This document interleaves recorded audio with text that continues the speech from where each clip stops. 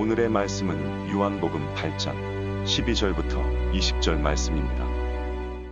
예수께서 또 말씀하여 이르시되 나는 세상의 빛이니 나를 따르는 자는 어둠에 다니지 아니하고 생명의 빛을 얻으리라. 바리새인들이 이르되 내가 너를 위하여 증언하니 내 증언은 참되지 아니하도다. 예수께서 대답하여 이르시되 내가 나를 위하여 증언하여도 내 증언이 참되니 나는 내가 어디서 오며 어디로 가는 것을 알거니와 너희는 내가 어디서 오며 어디로 가는 것을 알지 못하느니라. 너희는 육체를 따라 판단하나 나는 아무도 판단하지 아니하노라. 만일 내가 판단하여도 내 판단이 참되니 이는 내가 혼자 있는 것이 아니요 나를 보내신 이가 나와 함께 계심이라. 너희 율법에도 두 사람의 증언이 참되다 기록되었으니 내가 나를 위하여 증언하는 자가 되고 나를 보내신 아버지도 나를 위하여 증언하시느니라. 이에 그들이 묻되 내 아버지가 어디 있느냐? 예수께서 대답하시되 너희는 나를 알지 못하고 내 아버지도 알지 못하는도다. 나를 알았더라면 내 아버지도 알았으리라. 이 말씀은 성전에서 가르치실 때 헌금함 앞에서 하셨으나 잡는 사람이 없으니 이는 그의 때가 아직 이르지 아니하였음이로라. 아멘. 요한복음 8장 12절부터 20절까지 나는 세상의 빛이다 라는 제목으로 하늘 말씀 증거하겠습니다. 지난 시간 우리 8장 1절부터 11절까지 이제 간음하다가 현장에서 붙잡혀 온 여인을 예수님께서 이제 용서하시는 이야기를 살펴봤습니다. 그래서 우리가 요한복음 7장부터 계속 우리가 염두에 둬야 될 것이 바로 이것이 초막절을 배경으로 하고 있다는 거예요. 그래서 오늘은 이 세상의 빛이라는 주제 가운데 말씀을 진행할 거고요. 그러니까 말씀을 들을 때 우리가 빛이라는 것을 기억하시기를 바랍니다. 그래서 오늘 본문은 예수님께서 나는 세상의 빛이다 라는 말씀을 선포하시는 것으로 시작되죠. 우리 요한복음에는 지난번에 말씀드렸던 것처럼 7가지 예수님 나는 뭐뭐이다 라는 말씀이 있다 그랬어요. 그것은 바로 구약에 나는 스스로 있는 자다라고 하나님의 이름을 가르쳐 주셨잖아요. 그와 같은 표현인 거죠. 그래서 이거는 예수님의 어떤 신적 계시예요. 자신이 하나님이라는 것을 선포하는 말씀이에요. 그래서 첫 번째는 나는 생명의 떡이다 살펴보았죠. 두 번째가 이제 나는 세상의 빛이다 라는 말씀이에요. 자, 12절 볼게요. 예수께서 말씀하여 이르시되 나는 세상의 빛이니 나를 따르는 자는 어둠에 다니지 아니하고 생명의 빛을 얻으리라. 오늘 보니까 예수님께 또 말씀하여 이르시되라고 시작이 되죠. 또 말씀하셨다는 건 앞에 뭔가 또 말씀이 있으셨다는 거죠. 그 말씀은 바로 7장 37절을 말씀하는 거예요. 명절 끝날, 이 명절이 초막절 명절이죠. 초막절 명절이 7일 동안 진행되는데요. 7일 동안 근다고 그 다음 날이잖아요. 그날에 예수께서 서서 외쳐 이르되 누구든지 목마르거든 내게로 와서 마시라. 이 말씀 이후에 또 말씀이 오늘 이어진다는 거예요. 그래서 이 앞서서 예수님은 그 배에서 생수에 흘러 넘치리라는 말씀을 통해서 바로 예수님 자신이 생수의 원천이라는 사실을 계시하셨죠. 우리 잘 아는 것처럼 이스라엘 광야에서 물이 없잖아요. 그러나 모세를 통해서 반석을 쳐서 물을 내어서 그 백성들을 살게 하셨던 것처럼 예수님 십자가에 그분이 쪼개지심으로 반석 대신 예수 그리스도가 쪼개지심으로 그 배에서 생수의 강이 흘러 넘쳐서 많은 사람들을 살리죠.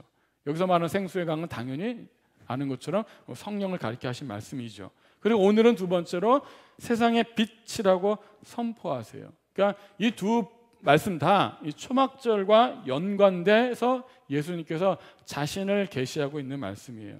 초막절은 광야의 이스라엘 백성들이 하나님의 은혜를 기억하며 지키는 절기예요. 그래서 7일 동안 뭐 집이나 뭐 성전들이나 길거리에 초막을 짓고서 일주일 동안 지내게 되어집니다. 그리고 두 가지 중요한 의식이 하나가 있는데 그것은 실로암 연못에서 물을 길어다가 그 제단에 물을 뿌리는 의식이에요. 그게 방금 읽었던 7장 37절에 그 배에서 생수가 흘러 넘치리라는 걸 배경으로 한 말씀이에요. 그리고 성전에 보면 여인의 뜰이라고 있어요. 여인들의 뜰이라고. 거기는 이제 누구더라도 들어올 수 있는 곳이거든요. 그 곳에 이 뇌 귀퉁이에 불을 밝히는 의식이 있어요. 그래서 밤에 멀리서 봐도 저기 성전이 있는 곳이며 지금 초막절 행사가 진행되고 있다는 것을 알려준 의식이거든요. 그 빛을 밝히는 의식과 오늘 이 관련돼서 예수님이 빛 대신 예수 그리스도를 전하는 거예요.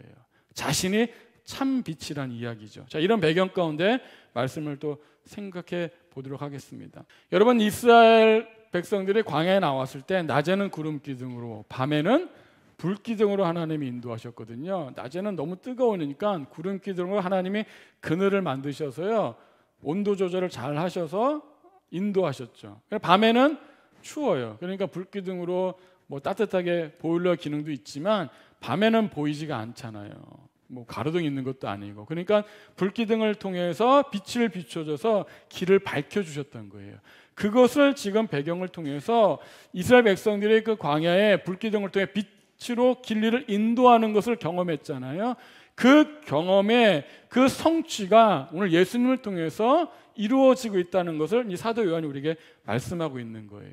이사야 선지자는 이미 이런 불기둥이 종말의 때에 다시 이스라엘에게로 돌아오기를 기대하며 예언한 말씀이 있거든요. 이사야 4장 5절입니다. 여호와께서 거하시는 온 시온산과 모든 지폐 위에 낮이면 구름과 연기, 밤이면 화염의 빛을 만드시고 그 모든 영광에 덮개를 두시며, 이렇게 되어 있습니다. 이때쯤이면 이스라엘이 다 망하고 유다가 망하는 그런 시점이에요. 그러니까 다시 한번 하나님이 이스라엘을 출애굽해서 구원하시고 구름기둥과 불기둥으로 인도하셨던 그 구원의 역사가 다시 이스라엘에게 돌아오기를 기대하며 하나님의 말씀을 받아 예언한 말씀이거든요. 너희들이 다시 돌아올 때 하나님이 불기둥으로 인도하시겠다는 거죠. 그런데 그 종말의 때 이 약속이 지금 예수님을 통해서 성취되고 있다고 예수님 자신이 지금 선포하고 계시는 거예요. 자, 그리고 또 한 번 살펴볼 것은 나는 세상의 빛이다라고 말씀하신 그 말씀은 어떤 의미가 있는지 살펴볼게요. 예수님께서 세상을 비추신다는 것은요, 바로 뭔가를 조명하신다는 거예요. 우리 길을 비춰주시고 밝혀주신다는 거잖아요. 여러분, 빛과 대조되는 그 개념이 무엇이죠? 어둠이잖아요. 자, 이게 빛이라고 하고 또 어둠이라고 할 때 우리가 이 성경에서 어떤 의미로 말하는지 한번 살펴볼게요. 자, 우리가 빛이라고 하면 여기도 조명이 있고 빛을 비춰주고 있죠. 그리고 낮에는 밖에 가면 태양이 빛을 비춰줘서 우리가 훤히 다 보여요. 그런데 우리가 누군가가 빛 가운데 있다고 말할 때 이 조명이 비춰줘서 잘 보이잖아요. 아, 그러니까 너는 빛 가운데 있구나. 만약에 이게 조명이 꺼지면은 야, 너는 참 어둠 가운데 있구나. 우리가 그런 식으로 이해할 수 있지만 오늘 성경은 그런 의미로 말하는 게 아니에요. 이 물리적인 빛과 어둠에 있다라는 이야기가 아닙니다. 오늘 여기 불을 밝히는 예배당에 있으면 너는 빛 가운데 있어. 만약 불을 꺼놓고 여기 있으면 너는 어둠 가운데 있어. 이런 이야기가 당연히 아니겠죠. 자, 여기서 본문에서 여기 12절에 보면 뭐 생명의 빛을 얻으리라, 또 그 반대로 뭐가 있어요? 어둠에 다니지 않는다, 이런 의미들이 있잖아요. 자, 그러면 누군가가 어둠 가운데 다닌다는 것은 불 꺼진 그 밤의 길을 다닌다는 것을 말하는 걸까요? 누군가 빛 가운데 다닌다는 것은 빛이 환하게 비춰주는 대낮에 그런 길거리를 다니든지 이 조명이 환히 밝혀주는 그 길을 다닌다는 걸 말할까요? 당연히 그런 것 아니겠죠. 자, 이게 무슨 말인지 좀 살펴볼게요. 우선은 어둠에 다닌다고 생각해 보세요. 우리 어둠에 다니면은 아무것도 보이지 않잖아요. 그러니까 내가 어디로 가는지 알지 못해요. 그러니까 당연히 어떻게 해요? 뭔가에 걸려서 넘어지기가 쉬운 상태를 말하는 것입니다. 우리 요한복음 12장 35절 보면 예수께서 이르시되 아직 잠시 동안 빛이 너희 중에 있으니 빛이 있을 동안에 다녀 어둠에 붙잡히지 않게 하라. 자, 어둠에 다니는 자는 어때요? 그 가는 곳을 알지 못하느니라. 그러니까 누군가가 어둠에 있다라는 사람의 특징이 뭐예요? 그 길을 알지 못한다는 거예요. 그러니까 어둠에 다닌다, 그 길을 알지 못하는 사람의 상태를 설명하는 거예요. 어둠에 다니는 자는 그가 가는 곳을 알지 못해요. 내가 어둠 속에 있다는 것은 다른 말로 하면 내 인생의 본질을 알지 못한다는 뜻입니다. 내가 어디에서 와서 어디로 가는지를 모른다는 이야기예요. 내가 살아야 하는 이유가 무엇인지 모른다는 이유입니다. 내 삶의 본질이 무엇인지 모르는 상태예요. 그렇다면 그 사람은 어둠에 다니고 있다는 말이에요. 그렇다면 반대로 빛 가운데 있다라는 말은 무엇일까요? 진리를 안다는 거예요. 인생의 본질을 안다는 것입니다. 내가 어디에서 와서 어디로 가는지, 내가 이 땅에 무슨 이유로 살아가야 되는지를 분명히 안다는 거예요. 그게 빛 가운데 있다는 이야기입니다. 내가 빛 가운데 있다는 것은 내가 지금 어디서 와서 어디로 걸어가고 있고 어디로 가야 되는지를 분명히 안다는 거죠. 인생의 본질을 안다는 이야기예요. 우리는 다 하나님으로부터 와서 하나님께로 돌아가는 존재예요. 우리 히브리서에 보면 아브라함이 갈대우르를 떠나서 가나안 땅에 정착했습니다. 갈 바를 알지 못하고 갔어요. 그러나 원래 살던 고향보다 사는 것이 넉넉하지 못했거든요. 남의 땅에 가서 정착하고 산다는 거 쉽지 않잖아요. 여기저기 떠돌아다녀야 되고 쉽지가 않습니다. 그래서 히브리서에 이렇게 기록했거든요. 본향을 알았더라면 돌아갈 기회가 있었으려니와. 그러니까 내가 떠나온 거 갈대우르에 살던 곳, 야 그때가 더 좋았어. 괜히 나왔네 하면 여러 번 돌아갈 수가 있었다는 거예요. 그럼에도 불구하고 아브라함이 돌아가지 않았다는 것은 그들은 이제 더 나은 본향을 사모했다는 거예요. 그게 뭐죠? 하늘에 있는 것이다 이거죠. 내가 비록 이 땅의 본향은 떠나와서 어떻게 보면 타지에서 눈으로 보기에는 고생을 하는 것 있을 수 있어요. 장막을 치며 다녔잖아요. 그래서 그것만 봤다라면 여러 번 고향으로 돌아갔을 거예요. 그러나 아브라함은 더 나은 본향을 봤다는 거예요. 그 더 나은 본향이 뭐예요? 하늘에 있는 본향이잖아요. 그러니까 돌아가지 않고 그것의 믿음을 지켜있죠. 그러니까 아브라함은 정확히 알았던 거예요. 내가 어디서 와서 어디로 가야 될 존재인지를 알았다는 거예요. 그게 바로 아브라함의 빛 가운데 있다는 것을 보여주는 것입니다. 그러니까 예수님께서 나는 세상의 빛이다 라고 말씀하시는 것은 예수님 자신이 하나님으로부터 보내심을 받은 존재이면서 그 존재로서 사람의 마음 가운데 빛을 비춰줘서 하나님을 아는 지식을 밝게 해준다는 이야기예요. 우리 하나님 모르잖아요. 우리 인생의 본질을 모르잖아요. 그 빛을 비춰줘서 우리의 존재, 우리의 길을 밝게 비춰주신다는 거예요. 하나님을 알지 못하는 우리들에게 하나님의 아는 지식으로 밝게 채워주신다는 이야기입니다. 요한복음 1장 4절 볼게요. 그 안에 생명이 있었으니, 예수님 안에 생명이 있었으니 이 생명은 사람들의 빛이라. 처음부터 계속 빛에 대해 이야기하고 있습니다. 요한복음 1장 9절 참빛 그 세상에 와서 각 사람에게 비추는 빛이 있었나니 이렇게 되어 있죠. 그러니까 예수님이 참빛이라는 얘기예요. 지금 초막절 행사 가운데 네 군데 불을 밝혀놓고 성전을 비추고 초막절 행사를 펼치고 있지만 그건 진짜 빛이 아니잖아요. 진짜 빛은 뭐라고요? 예수 그리스도라는 사실입니다. 예수님은 사람들의 빛이며 참 빛으로서 세상을 비추러 오신 분이에요. 하나님으로부터 보내심을 받아서 하나님에 대한 진리를 가지고 이 땅에 오셔서 어둠 가운데 있는 세상에 이 진리의 빛을 비춰주러 오셨다는 거예요. 빛이 비춰지면요 나타나는 현상이 있어요. 빛과 어둠이 나눠진다는 거예요.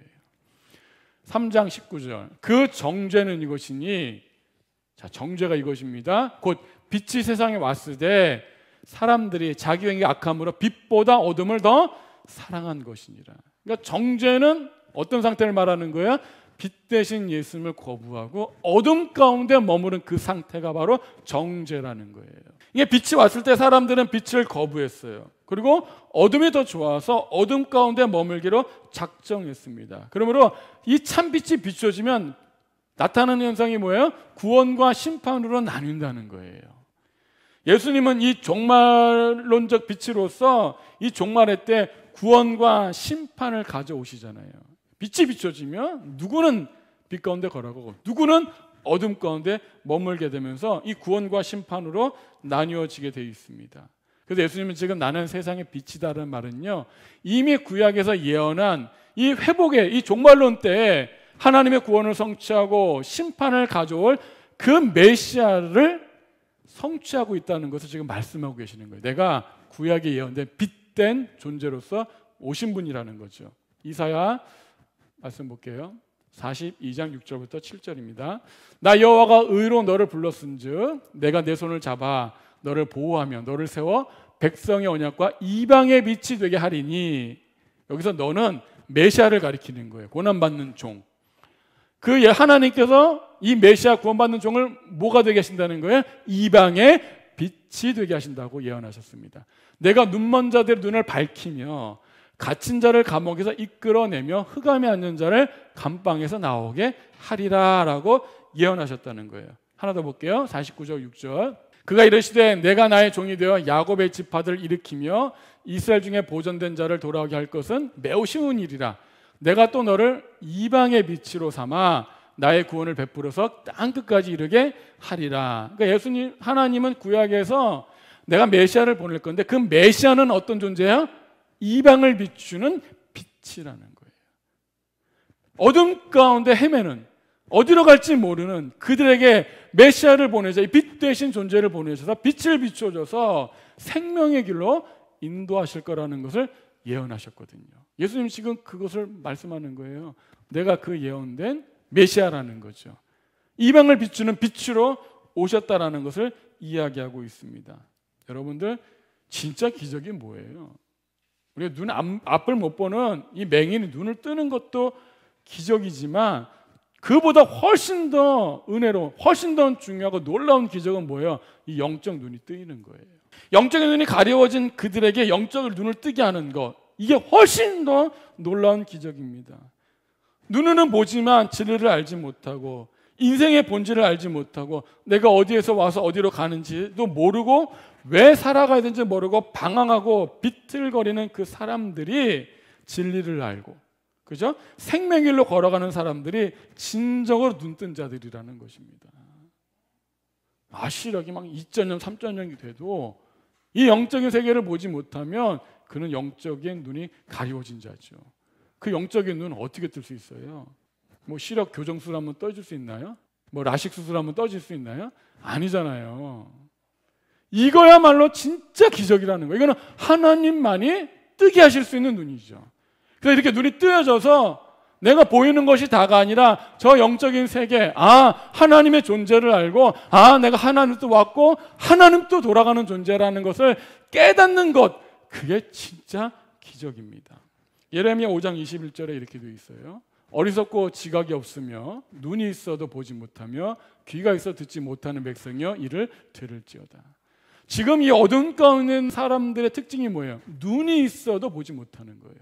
귀가 있어도 들리지가 않는 거예요. 이것이 들리고 이것이 뜨이는 것, 이게 정말 기적이죠. 그러므로 이 눈이 있어도 보지 못하고 귀가 있어도 들리지 못하는 이들에게 하나님께서 빛 대신 메시아를 보내셔서 어둠 가운데 있는 이 사람들에게 빛을 비춰 주시는 거예요. 이게 종말론적 메시아를 통해서 성취되시는 하나님의 약속입니다. 하나님, 지금 예수님께서 어떻게 해요? 내가 그 성취로운 존재라는 것을 선포하고 계시는 거예요. 나는 세상의 빛이다라는 거죠. 예수님은 세상의 빛으로 오셔서 자신의 그 삶과 자신의 가르침으로 내가 어디서 왔는지 어디로 가는지 그 본질을 가르쳐주고 있습니다. 그러므로 예수 그리스도는요, 자신을 따르는 그 사람들은요 어둠에 다니지 않는다고 말씀하고 계세요. 다시 보세요. 12절. 예수께서 또 말씀하시되 나는 세상의 빛인 나를 따르는 자는 어디 다니지 않아요? 어둠에 다니지 아니하고 생명의 빛을 얻으리라라고 분명하게 말씀합니다. 여기서 하나 중요한 게요. 누가 어둠에 다니지 않고 누가 생명의 빛을 얻죠? 예수님을 따르는 자예요. 이게 굉장히 중요해요. 우리가 예수님을 안다고도 말하고 또 믿는다고도 말하잖아요. 근데 성경은 분명히 뭐라고요? 예수님을 따르는 자들이 어둠에 다니지 않는다는 거예요. 예수님을 따르는 자들이 빛으로 생명을 얻는다는 것입니다. 그러니까 예수님을 믿는다고 말하는 사람도 많아요. 예수님을 안다고 말하는 사람도 많아요. 그러나 그들은 정작 예수님을 따르지 않는 거예요. 여러분, 마귀도 예수님을 알까요, 모를까요? 안다 그랬잖아요. 그러면 마귀도 예수님을 아니까 어둠에 다니지 않고 빛 가운데 다니는 건가요? 아니죠. 이유가 뭐예요? 알지만 따르지 않는 거죠. 그러니까 우리가 이 말씀을 잘 보세요. 그래 정작 예수님을 따르는 사람이 많지가 않습니다. 마태복음 7장 13절 14절 좁은 문으로 들어가라. 멸망으로 인도하는 문은 크고 그 길이 넓어 그리로 들어가는 자가 많고 생명으로 인도하는 문은 좁고 길이 협착하여 찾는 자가 적음이라. 왜 그래요? 눈으로 보기에는요 넓잖아요. 여기 누가 봐도 길이야. 그래서 사람들이 많이 찾아요. 그러는 예수님께서 말씀하신 그 길, 예수님 나는 길이요 그랬잖아요. 예수님 따라가는 그 길을 우리 눈으로 보면요 길이 아니에요. 여기 보면 예수님의 그 길은 좁은 문이라 그랬잖아요. 그 길이 협착하고 좁다 그랬잖아요. 그냥 좁아서 못 가는 게 아니고요. 여기서 원어적 표현은요 길인데 뭔가 장애물이 많아요. 그래서 보니까 여기 도무지 길이 아닌 거예요. 그래 당연히 찾는 자가 없죠. 누구만 갈 수 있어요? 방금 말했잖아요. 영적 누인 뜬 자들만이 여기가 참된 길임을 알고 걸어가는 거예요. 우리 눈에 보이는 넓은 길인데 사람들이 많이 가요. 그런데 그게 끝에는 사망이 있습니다. 그게 우리가 보이는 거예요. 그래서 넓어도 가고 싶지만 안 가는 거예요. 여기는 누가 봐도 길이 아닌 좁은 길이에요. 장애물이 많은 길이에요. 근데 이게 끝에는 예수님이 계세요. 참된 생명이 있어요. 그러니까 비록 가기가 힘들 수는 있지만 가고 싶지 않을 수도 있지만 그 길을 가는 거예요. 왜? 그 길이 보이기 때문에 그렇습니다. 그러니까 결국은 누가 좁은 길, 생명의 길을 걸어갈 수 있는 거예요? 의지가 강한 사람, 신앙심이 좋은 사람이 아니고 누가요? 보이는 사람이 가는 거거든요. 예수님을 따르는 사람이 많지가 않습니다. 그 길이 좁기 때문에 그래요. 협착하기 때문에 그래요. 겉으로 길로 안 보이기 때문에 그래요. 장애물이 많습니다. 그 길을 찾는 자가 적어요. 한마디로 예수님을 따르고 싶어 하지 않는 이유가 뭐죠? 내 욕망과 충돌되기 때문에 그렇습니다. 예수님은 그래서 자신을 따르기 위해서 반드시 전제되어야 하는 일이 있다고 말하는 거예요. 여러분 신앙생활에 예수님 길인 것도 알겠어요. 생명이 또 알겠어요. 근데 우리 그 길을 못 따라가는 이유가 바로 내 욕망과 충돌되기 때문에 그렇죠. 그래서 예수님을 따라가기 위해서 반드시 전제되는 게 뭐죠? 이거죠. 마태복음 16장 24절. 우리 같이 한번 읽어볼게요. 이에 예수께서 제자에게 이르시되 누구든지 나를 따라오려거든 자기를 부인하고 자기 십자가를 지고 나를 따를 것이니라. 아멘. 예수님을 따라가려면 뭐가 전제가 되어야 돼요? 자기를 부인해야 돼요. 자기를 부인하지 않고는 절대 못 따라가요. 그래서 누가 자기를 부인할 수 있어요? 보이는 자.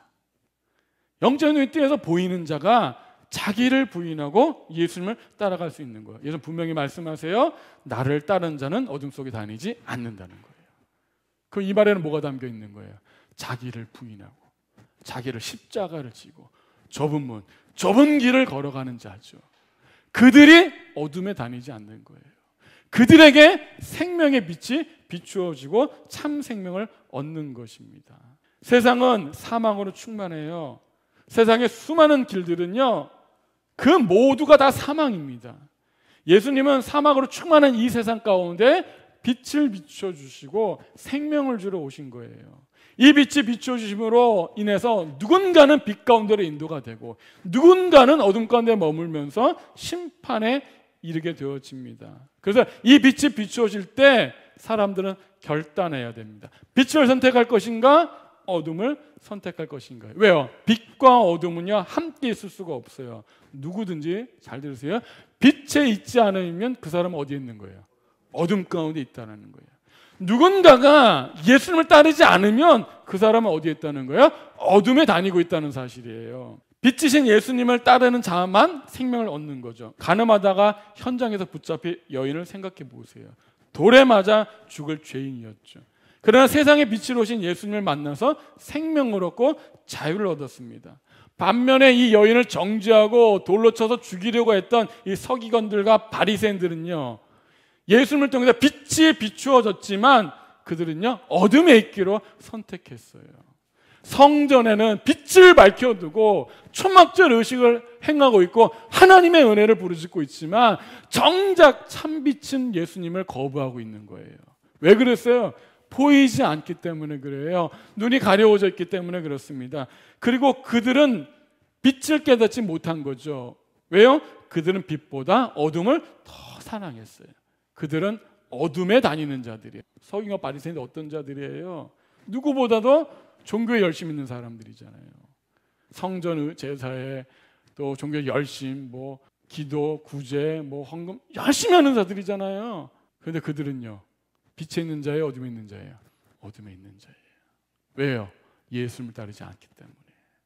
잘 들으세요. 우리가 자칫하면요 종교인이 될 수가 있다고요.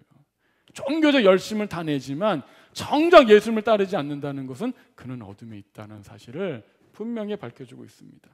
참빛이신 예수님이 이 빛과 어둠을 결정할 수 있는 기준이 되는 거죠. 그런 맥락에서 이 서기관들과 바리새인들은요, 예수님과 전혀 다른 관점으로 여인을 바라보는 거예요.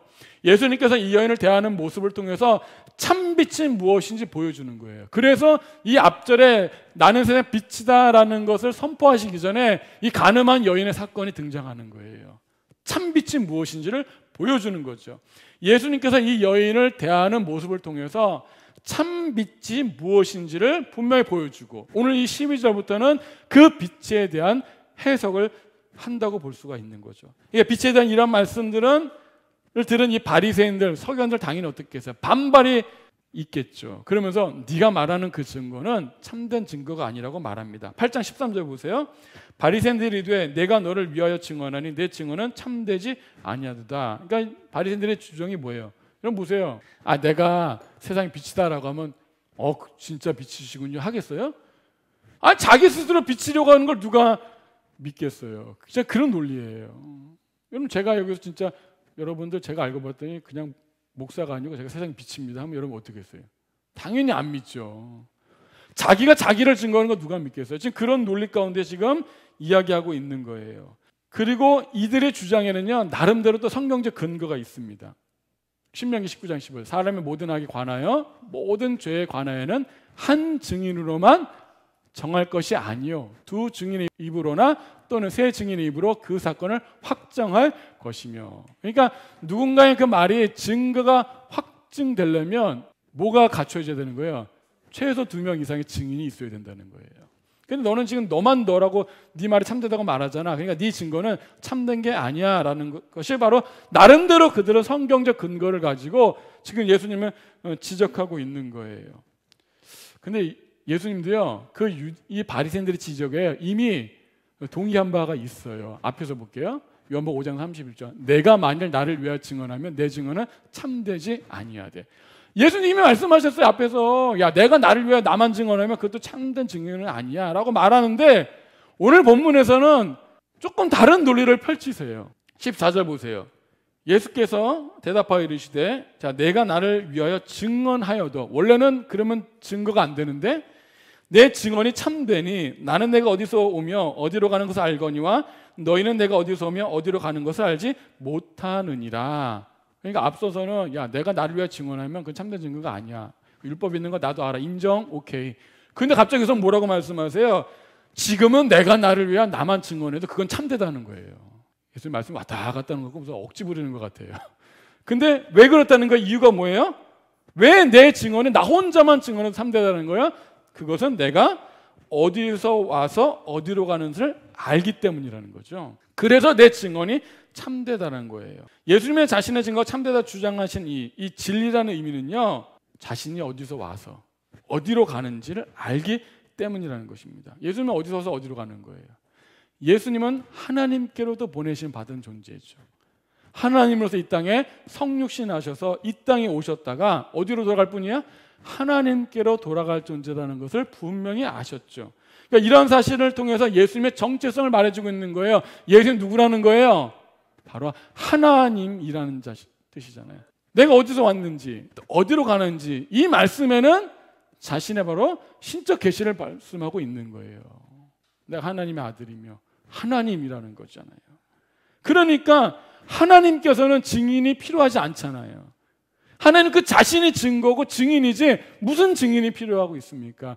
그런 논리예요. 나는 증인이 필요 없다는 거예요. 왜? 나는 하나님께로 온 자로서 하나님의 아들이고 하나님이잖아요. 그러니까 나는 누구의 증언이 필요 없고 내 스스로가 진리이고 증언이 확실하다는 것을 이야기하고 있는 거예요. 반면에 바리새인들은 너희들은 어디서 와서 어디로 가는지를 모르잖아. 그러니까 너희들은 나를 판단할 자격이 없다라는 거예요.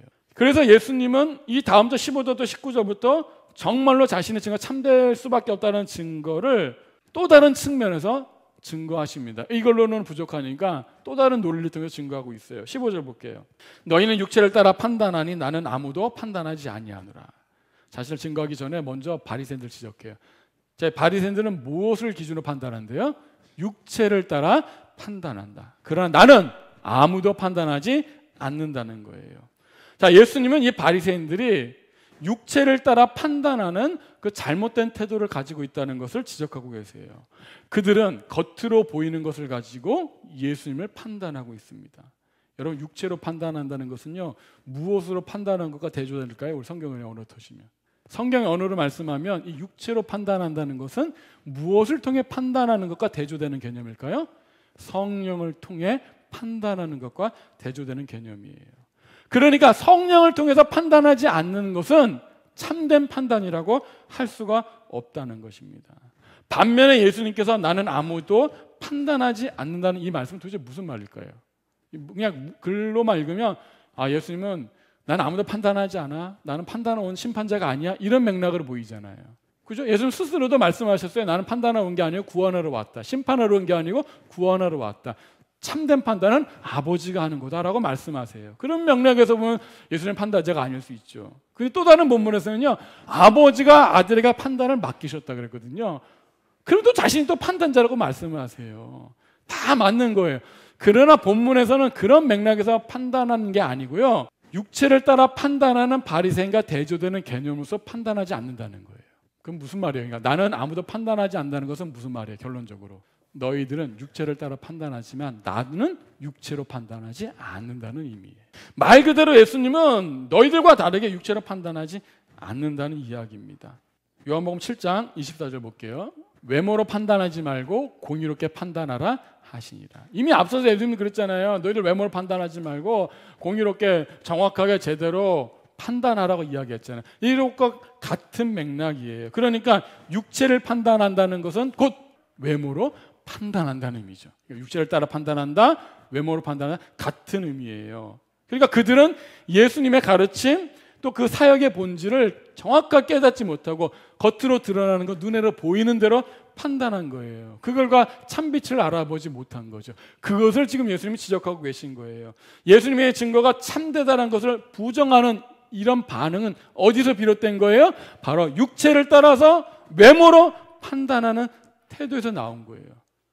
그런 태도로는 절대로 참빛인 예수님을 알 수가 없습니다. 그러나 예수님은 그들과 다르게 육체를 따라 판단하지 않으세요.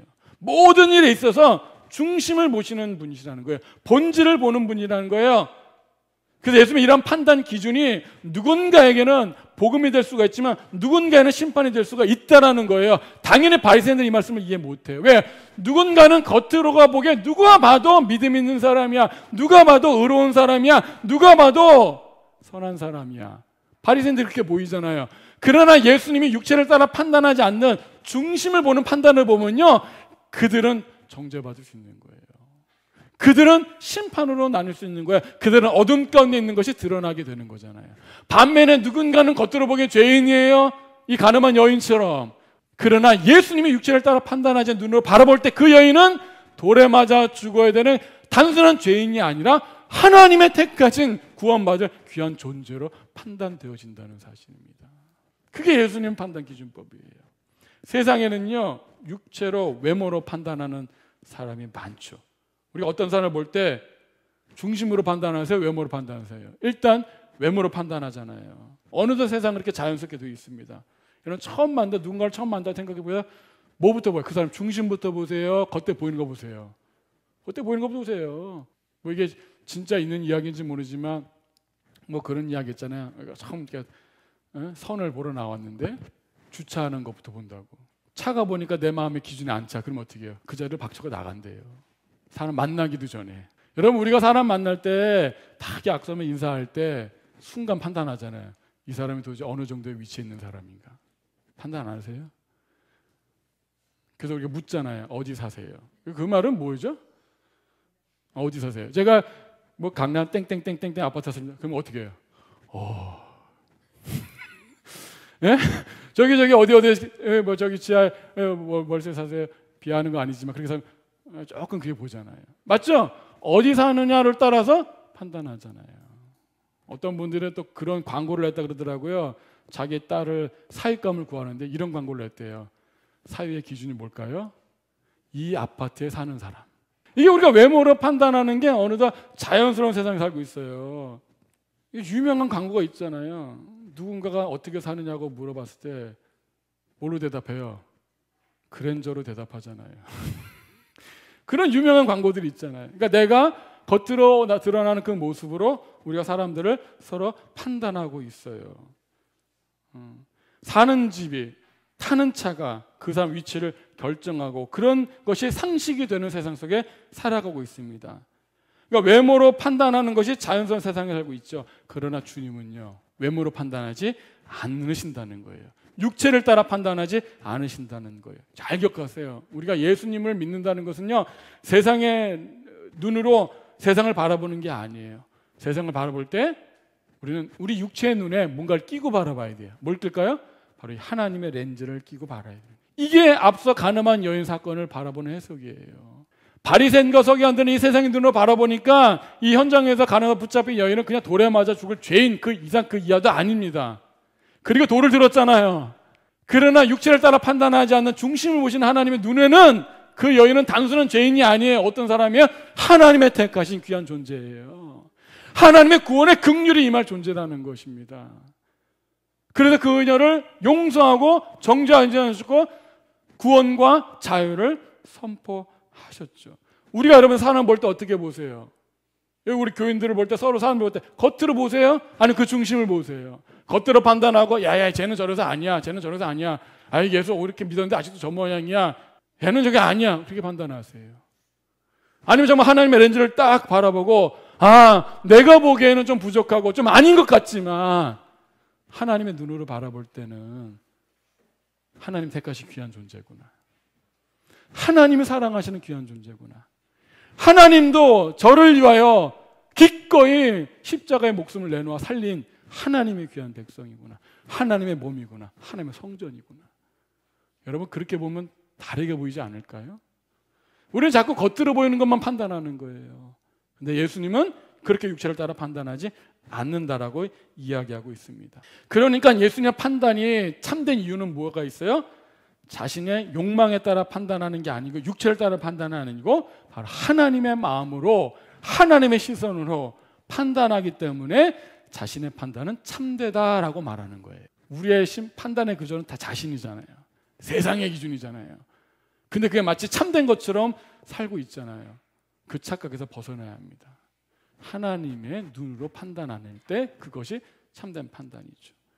자, 예수님은 이어서 자신의 증거가 참되다 수밖에 없는 또 다른 이유를 제시합니다. 그것은 바로 유대인들이 바리새인들이 그렇게 중요하게 여기는 그 율법을 근거로 자신의 증거가 참되다는 것을 이야기합니다. 16절 17절 보세요. 만일 내가 판단하여도 내 판단이 참되니. 그러니까 예수님의 판단, 예수님의 증거가 참된 이유가 뭐죠? 이는 내가 혼자 있는 것이 아니요 나를 보내신 이가 나와 함께 계심이라. 너희 율법에도 두 사람의 증언이 참되다 기록되었으니. 첫 번째는 예수님이 야, 내 증거가 참되다는 것은 내가 하나님도 원 존재, 즉 내가 하나님이기 때문에 하나님은 증언이 필요 없잖아. 그러니까 마치 내 증언이 참된 거야 라는 논리로 말씀하셨잖아요. 두 번째는요, 이 바리새인의 논리를 그대로 인용하면서 증거를 제시하세요. 내가 말이 참된, 내 판단이 참된 이유가 뭐야? 내가 혼자가 아니고 나를 보내신, 즉 아버지 하나님과 함께 있기 때문에 내 증언이 참되다는 거예요. 너 율법에도 두 사람의 증언이 있으면 참되다고 그렇게 하지 않았냐라는 이야기입니다. 예수님은 지금 누구로부터 보냈는지 받은지 분명히 알았잖아요. 누가로부터 보냈어요? 아버지로부터 보내받았잖아요. 그러니까 자신을 지금 누가 증거하고 있어요? 아버지가 증거하고 있잖아요. 그러니까 예수님 자신도 증인이고 아버지도 증인이고 너의 율법에 따른 것처럼 증인이 둘이 있잖아, 증거자가. 그러니까 내 증거는 참된 거야. 너희들의 논리에 따라 봐도 내 증거는 참된 거야 라고 이야기하고 있어요. 근데 여기 중요한 표현이 있어요. 율법은 율법인데 무슨 율법이라 그래요? 너희 율법이라는 거예요. 무슨 말이죠? 굉장히 의도적인 말씀이시죠. 유대인들이 바리새인들이 지키고 있는 그 율법은 하나님의 본질에서 벗어난 의미에서 율법이라는 거예요. 너희들이 참된 율법을 알았으면 내 증언이 참되다는 걸 알았을 것이고 내가 빛이라는 걸 알았을 거라는 거예요. 그런데 너희 율법, 진짜 율법의 본질에서 왜곡된 율법을 가리키고 지적하고 있는 거예요. 여러분, 우리가 하나님 말씀 성경 이렇게 왜곡된 건 많잖아요. 성경 말씀을 그 본질을 제대로 이해하지 않고 때로는 정확히 알지도 않으면서 그 말씀을 가지고 누군가를 판단하고 이런 경우 얼마나 많습니까? 너희 율법이라는 거예요. 그런데 그 너희 율법에도 두 증인이 있으면 참된데 나도 증인 둘 이상이 있어. 그러니까 내 증언은 참된 거야라고 말하는 것입니다. 그러므로 증인이 둘 이상이기 때문에 이 참된 증거가 성립된다고 이야기하고 있어요. 그러니까 예수님을 공격하기 위해서 그들은 자신들의 율법이에요. 하나님 율법이 아니에요. 엄밀히 따지면 자신들의 율법을 가지고 예수님을 공격하고 있지만 예수님 뭐라 그래요? 너희들이 나를 공격하기 위해 내서 너희들의 율법을 따라서라도 보면 내 증언은 참되다 이거예요. 나도 증인이 둘 이상이 있기 때문에. 이해가 되시죠? 18절 내가 나를 위하여 증언하는 자가 되고 나를 보내신 아버지도 나를 위하여 증언하시느니라. 참 말을 들으면 맞는 것 같기도 하고 좀 애매한 말씀이에요. 예수님은 누가 증언해요? 자신이 자신을 증언하고 또 하나 아버지께서도 자신을 증언한다는 말이에요. 그러면 증언자가 둘이니까 내 증언은 참되다라는 이야기입니다. 여러분 이 말씀을 왜 들으나 아마 생각하실 거예요. 예수님이 하나님이다, 하나님의 아들이다, 결론적인 말만 들으면요 그냥 그런가 보다 그래요. 예수님은 그렇게 우리에게 계시하지 않으셨다고요. 우리의 논리를 맞춰주셔서 때로는 계시해 주시는. 그래서 우리가 예수님의 말씀을 따라가다 보면 정말 저분 하나님 아들이시구나 믿게 된다는 것입니다. 우리가 이런 작업이 필요한 거예요. 그냥 덮어놓고 믿는다고 믿는 것이 아니죠. 그러니까 이 논리를 들은 이 바리새인들은 당연히 인정할 수가 없겠죠. 8장 19절 보세요. 이에 그들이 묻되 네 아버지가 어디 있느냐. 그러니까 증언하는 아버지가 있다니까 네 아버지가 어디 있느냐. 뭐 요셉을 말하는 걸까요? 네 아버지가 어디 있냐. 이렇게 대답하시되 너희는 나를 알지 못하고 내 아버지도 알지 못하는도다. 나를 알았더라면 내 아버지도 알았으리라. 네 아버지가 어디 있어? 그럼 지금 데려가봐 이런 거죠. 이 예수님은 너희는 나를 알지 못하고 내 아버지도 알지 못한다. 나를 알았다면 내 아버지도 알았으라고 말씀하세요. 이 말을 풀어 해석하면 어떻게 해요? 너희가 나를 알지 못하기 때문에 누구도 모른다는 얘기예요. 아버지도 알지 못한다는 얘기예요. 그러니까 여러분 예수님을 아는 그 지식이 하나님을 아버지를 아는 지식의 근거가 되는 거예요. 예수님을 모르면요 하나님을 모르는 거예요. 예수가 하나님은 한 분이시기 때문에 그렇죠. 그러니까 요즘 지금 유대인들의 영적 무지를 지적하고 계시는 거예요. 너희들은 율법을 알고 성경을 다 알아서 하나님을 아는 것처럼 하나님은 유일하신 하나님이야. 이 지식을 가지고 지금 예수를 막 정죄하고 있잖아. 신성모독이라고 하나님이 이런 분이야. 나름대로 하나님을 안다고 하지만 너희는 정작 예수님을 알지 못하기 때문에 하나님을 안다는 거예요. 모른다는 거예요. 모른다는 거예요. 그러니까 여러분 질문해 보세요. 여러분 하나님 아세요? 그 질문은 다른 말로 뭐예요? 예수님을 아느냐는 질문이에요. 그 예수님 누구세요? 물어보면 뭐라고 답변할 수 있겠습니까? 그만큼 우리가 하나님을 아는 것입니다.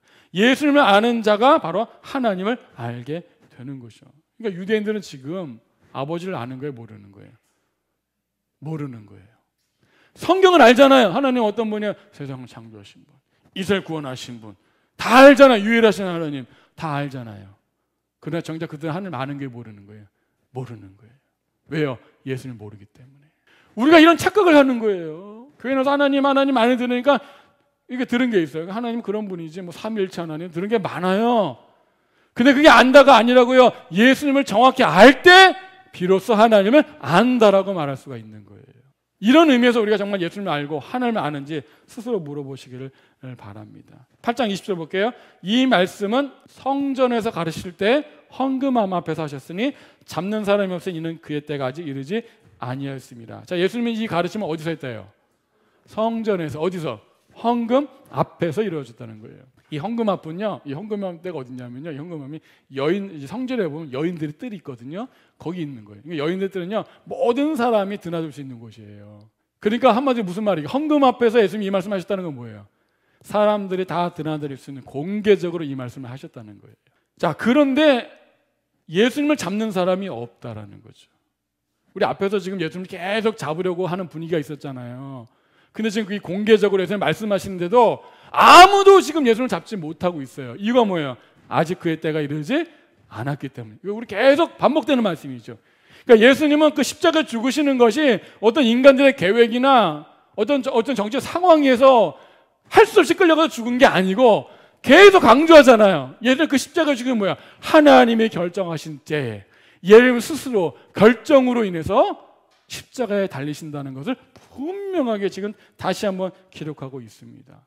그러니까 유대인들이 아무리 눈을 시퍼렇게 뜨고 예수님을 죽이려고 한다 한들, 서기관과 바리새인들이 예수님을 어떻게든 잡으려고 해서 십자가에 매달려고 한다 한들 그렇게 해서 되어지는 것이 아니라고요. 철저하게 이 십자가의 죽음은 하나님이 주도하시고 하나님이 이끄신다는 거예요. 이 분위기를 보면 서기관과 바리새인들이 막 몰려서 코너로 몰려서 막 피해 다니고 막 이렇게 하는 것처럼 아니, 예수님 전혀 당황하지 않으시잖아요. 당당하게 하실 때는 하시고 피하실 때는 피하시고 이 모든 사건들을 하나님이 주관하고 계시면 우리는 볼 수 있습니다. 여러분 누가 잘 보세요. 제가 항상 그런 말씀 드려요. 성경이 어떻게 성경이라는 걸 증거하고 예수님 하나님을 우리가 어떻게 할 수 있어? 예수님 그 자체가 자신이 하나님이라는 걸 증거하세요. 예수님 행적을 여러분 진짜 진지하게 살펴보세요. 그분의 가르침, 그분의 사역, 그분의 말씀도 잘 진지하게 보세요. 사람은 이렇게 말할 수 없다는 걸 알 수 있어요. 이건 하나님만이 이렇게 말씀하실 수 있다는 것을 우리는 성경 자체를 통해서 알 수가 있어요. 한 번도 우리가 진지하게 그렇게 생각하지 않았기 때문에 그래요. 여러분 누군가가 나를 죽이려 한다라고 하면 우리는 피해 다녀야 정상이잖아요. 잡힐까 봐. 그래서 지금 예수님 공개적으로 말씀하시잖아요. 그래도 아무도 잡는 자가 없어요. 왜요? 자신이 결정하지 않고 하나님 때가 이르지 않았다면 자신은 죽을 수가 없거든요. 이런 당당함 어디서 나오는 거예요? 바로 자신이 메시아라는 것을 우리에게 보여주고 있는 것입니다. 말씀을 정리해 볼게요. 예수님은 자신을 세상의 빛이라고 선포하셨죠. 바리새인들은 야 네가 말하는 거 혼자 하면 증거가 참될 수 없어. 그러니까 어떻게 증인이 둘 이상 있어야 돼 라고 말하잖아요. 그러나 예수님은 그 스스로 하나님의 신적 존재이기 때문에 증언이 필요가 없어요. 그러나 그들의 논리에 따라서라도 아버지가 나를 증거하고 내가 내 증언이 되면서 증인이 둘 이상이기 때문에 나는 그리스도가 맞다라는 것을 분명히 증거하고 있습니다. 여러분 예수님 하나님 아들 맞을까요? 여러분 예수님 그리스도 맞으세요? 한번 스스로에게 물어보세요. 여러분 예수님 세상의 빛이십니까? 예수님 생명의 떡 맞으세요? 하나님의 아들 맞으세요? 그 말에 아멘이라고 여러분 고개 끄덕거리지만 거기에 무슨 의미가 담겨져 있어야 돼요? 그분은 하나님으로부터 보내신 받은 자, 하나님이란 이야기예요. 그분은 하나님께로 돌아가신 분이죠. 그리고 다시 오실 메시아라는 이야기입니다. 그분이 다시 오시면 성경 모든 약속이 성취돼서 세상을 심판받고 하나님의 구원 백성들만 영원한 생명 가운데 거한다는 이야기잖아요. 그러면 내가 어떻게 살아야 됩니까? 이 질문이 나오는 거예요. 빛 가운데 있습니까? 우리는 어둠 가운데 있습니까? 어둠에 다니는 자인가요? 빛의 길을 걸어가는 자일까요? 빛이 좋다고 생각하는 사람 여러분 너 빛이 좋아 어둠이 좋아? 다 빛이 좋다고 말해요. 누가 어둠 속에 다니고 싶겠어요? 그런데 말은 빛이 좋다고 말하지만 사람 본질적으로요 죄인이기 때문에 어둠을 더 좋아해요. 그러나 예수님은 세상의 빛이고 세상은 어둠이라는 사실을 기억하십시오. 예수님은 어둠을 비추는 참 빛이세요. 빛이 비추어지면 어둠은 사라집니다. 예수님을 따르는 자는 어둠 가운데 다니지 않는 거예요. 그러면서 이 어둠의 권세를 물리칠 수 있는 유일한 길이 뭐예요? 빛 대신 예수님을 따라가는 것입니다. 여러분 내가 어둠 가운데 있다고 느껴지세요? 우리 가정, 내 삶이 어둠 가운데 느껴지세요? 그 말은 무슨 말이에요? 한번 돌아보세요. 내가 정말 예수님 따라가고 있는가? 우리 가정이 예수님 따라가고 있는가? 내가 뭘 잘하고 못하고 그런 게 아니에요. 이 가늠하다 붙잡힌 여인 보세요. 뭘 잘했나요? 뭘 잘해서 구원받았어요? 아니에요. 그냥 가늠하다 붙잡힌 거예요. 뭘 잘한 게 없어요. 빛이 비추어지니까 생명을 얻은 거죠. 저는 우리 교회, 우리 개인, 여러분 가정에 이 빛이 비추어지기를 바랍니다. 나 교회를 오래 다녔는데 왜 안 변하지 않아? 내 삶이 변하지 않아? 물어보세요. 내가 빛이 비춰지지 않았기 때문이에요. 빛 가운데 나가지 않았기 때문이에요. 예수를 따라가지 않았기 때문입니다. 그래서 내가 어둠 가운데 있는 건 아닌지 물어보실 바라고 빛 가운데 걸어가는 우리 모두가 되기를 부탁합니다. 함께 찬양할게요. 빛으로 다니지 않는 사람, 어둠 가운데 다니는 것입니다. 빛 가운데 가는 삶을 살아가는, 빛으로 다니는, 그래서 우리 어둠에서 벗어나는 우리 삶이 되기를 바라면서요, 우리 함께 찬양할게요.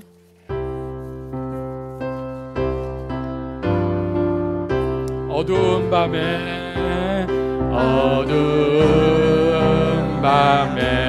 캄캄한 밤에 새벽을 찾아 떠난다. 종이 울리고 닭이 울어도 종이 울리고 닭이 울어도 내 눈 오직 밤이었어.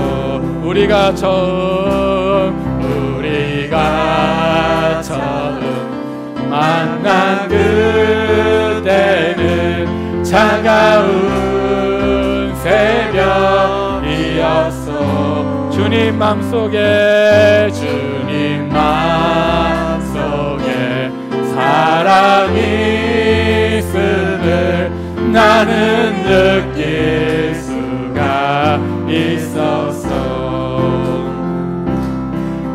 주여 당신께 감사하리라.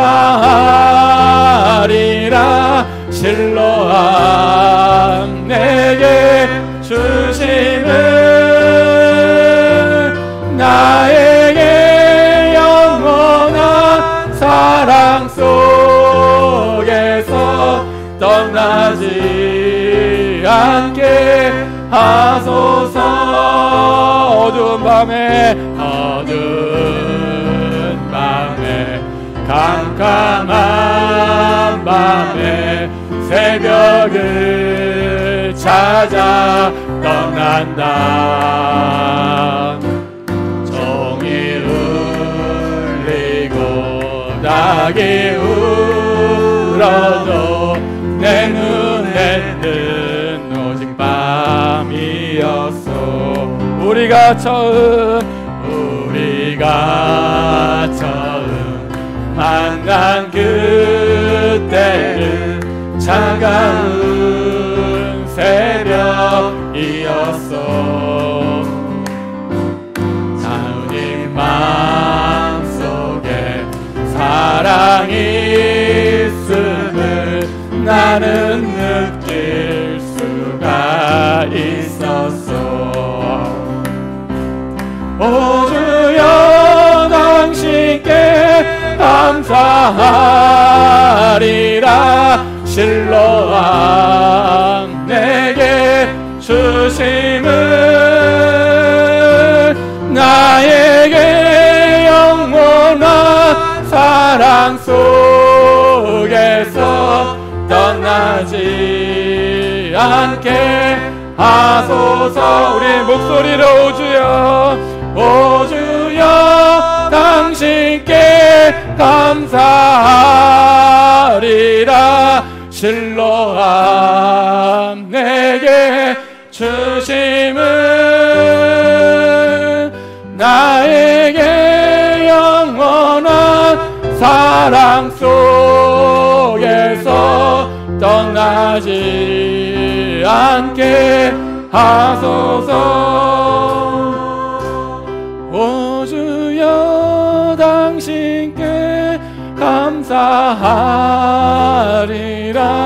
실로암 내게 주심을 나에게 영원한 사랑 속에서 떠나지 않게 하소서. 할렐루야. 우리 한 번만 진지하게 생각해 봤으면 좋겠어요. 지금 너무나 힘들고 어려운 일 많죠? 말 못하고 어려운 일 많아요. 야, 진짜 내 삶이 얘 진짜 빛 가운데 있는 건 맞는가? 야, 진짜 내가 어둠 가운데 있구나. 생각 많아요. 그리고 그 이유는 내가 뭐가 없어서 뭐가 안 돼서 이런 것도 되게 많을 거예요. 몸이 아파서 뭐 경제적으로 많습니다. 그러나 정작 우리가 그렇게 느끼는 것은 내가 어둠 가운데 있기 때문에 그래요. 그게 내가 어둠에 다니고 있다는 거예요. 그게 무슨 말이에요? 내가 지금 어디로 가는지, 어디로 와서 어디로 가야 되는지, 내가 왜 사는지 이유를 모르기 때문에 그러는 거예요. 그게 궁극적으로 내가 방황하고 있기 때문에. 그러니까 보이지 않으니까 어딘가에 걸려서 넘어지는 것입니다. 오늘 빛 대신 주님 우리에게 오셨는데 그 빛을 바라보지 못해요. 여전히 헤매고 방황하고 있습니다. 예배당에 나와서도 빛의 말씀을 들어도 들리지 않아요. 눈이 있어도 보이지 않고 귀에 들리지 않고 여전히 우리는 어둠 가운데 다니고 있다고요. 아니, 나 어둠에 다닌 적 없는데. 아니요, 예수님을 따르지 않는 자는 어둠에 다니고 있다고요. 그러면 물어보세요. 나는 예수님을 정말 따라가고 있는가? 자기를 부인하고 십자가를 지고 그 좁은 문 좁은 길을 걸어가고 있는가? 예수님 그 말씀 앞에 내가 생명을 바치고 그 길을 걸어가고 있는가? 그런 사람이 하나님의 빛을 비추는 자고요, 생명을 얻은 자입니다. 예수님이 가늠한 여인에게 말합니다. 다시는 죄를 짓지 마라. 여러분, 우리가 다시는 죄를 짓지 마라 결심한다고 정말 죄 안 짓나요? 지을 수도 있을 수 있어요. 우리의 의지로, 노력으로, 종교적 열심으로 죄를 안 짓는 게 아닙니다. 죄를 안 짓을 수 있는 유일한 길은 뭐예요? 빛 대신 주님을 따라가는 거예요. 우리 다 죄인이에요. 그거밖에 없습니다. 오늘 뭐 하십니까? 이 빛 대신 주님 앞에 엎드리세요. 주님, 빛을 비춰주세요. 빛을 비춰주세요. 우리 자녀에게, 우리 가정에, 우리 교회에 빛을 비춰주세요. 빛을 비춰주세요. 우리 그거밖에 할 게 없어요. 빛을 비춰주실 때 내가 그것을 깨달아서 빛 가운데로 걸어가게 해주세요. 기도하세요. 제가 물이 없어서 메말라주는 게 아니고 광야에서 정작 필요한 거는 생수의 그는 예수보다 나오는 그 배 흘러넘치는 생수, 성령이 없어 내가 죽는 거예요. 이렇게 기도하시기 바랍니다. 아직도 깨닫지 못하고 아직도 말씀을 들으면서 빛이 비춰주는데 어둠에 있기로 작정하고 어둠에 다니는 분들이 계세요. 이 시간 그 길을 돌이키는 역사가 있기를 바랍니다. 어둠 가운데서요, 바리새인처럼 서기관처럼 아무리 종교에 열심을 내고 아무리 어렵게 살아도 그는 어둠 가운데 있는 자예요. 그는 심판밖에 없습니다. 우리 연약한 다 죄인이잖아요. 빛 가운데로 가는 우리 모두가 되셔서 참 생명, 참 빛을 경험하는 모두가 되길 바랍니다.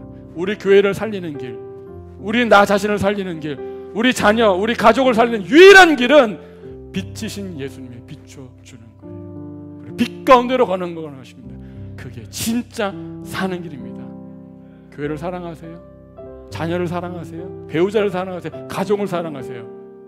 그들 다 어디로 다니고 있습니까? 이 질문 앞에 솔직하게 물으시고 주님께 은혜를 구하는 모두가 되기를 축복합니다. 걸어가신 아버지 하나님 감사합니다. 오늘도 우리에게 말씀하여 주시니 감사합니다. 우리는 겉으로 보면 빛으로 다니는 것처럼 보일 때가 있습니다. 그러나 실상은 우리가 어둠 가운데 있는 존재일 수 있습니다. 우리가 겉으로 보일 때, 육체를 따라 판단할 때 빛으로 보고 어둠으로 가는 것, 그것이 무엇이 중요하겠습니까? 예수님을 보시기에 우리가 빛에 있는지 어둠에 있는지 그것이 중요한 줄로 믿습니다. 오늘 예수님 말씀 앞에, 빛이 비춰주신 그 말씀 앞에 내가 혹시 가늠하다가 현장에 붙잡힌 그 여인처럼 죄인은 아닌지 깨닫는 우리가 되게 하여 주옵소서. 우리 모두가 주님 앞에 죄인이며 주님의 은혜로만 구원받을 수 있는 그 죄인됨을 깨닫게 해주시고 주님의 은혜를 간절히 구하는 우리 모두가 되게 하여 주옵소서. 바리새인과 서기관들처럼 그 빛이 비추었을 때 그 빛을 거부하고 어둠이 좋아서 여전히 어둠 가운데 다니는 자가 되지 않게 하여 주옵소서. 그 길에서 모두 다 돌이키게 하여 주시고 빛으로 걸어가는 우리 하나님의 빛의 자녀가 되게 하여 주시옵소서. 정말 이 세상 살아갈 때 무엇이 가장 중요한지 깨닫게 하여 주옵소서.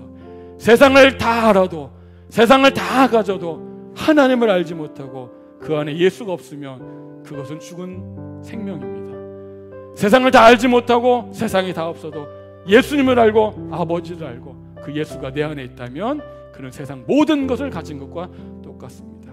우리 이 세상에 진짜 무엇이 필요한 존재이며 무엇을 가져야 될지 깨닫게 해주시고 내가 어디서 와서 어디로 가야 될 존재이며 내가 이 땅에 어떤 일로 살아가는지 아는 우리 모두가 되게 하여 주시옵소서.